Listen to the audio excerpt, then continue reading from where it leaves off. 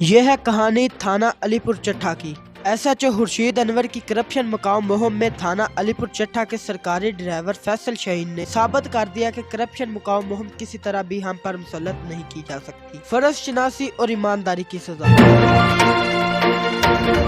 اس corrupt معاشرے میں ابھی بھی فرض شناس لوگ موجود ہیں اور انسانیت کا درد رکھنے والے بھی، کیونکہ کرپشن کے گھناؤنے اور ڈراؤنے نظام نے معاشرے کی شکل ہی بگاڑ دی ہے۔ ڈرائیور عاشق بھی اسی طرح کا شریف النفس انسان اور ایماندار ملازم ہے، لیکن ساتھی کی شکایت پر ایس ایچ او کو بتایا کہ فیصل شاہین اس طرح کے کاموں میں ملوث ہے اور اس کی ثواب نیک نیتی کی سزا یہ ملی کہ دونوں ٹانگوں میں فائل لگنے سے ہسپتال جا پہنچا۔ لیکن فیصل شاہین دیدہ دلیری کے ساتھ بلا خوف و خطر ساتھی پر فائرنگ کر کے خوش ہے، حالانکہ عاشق کی جان بھی جا سکتی تھی۔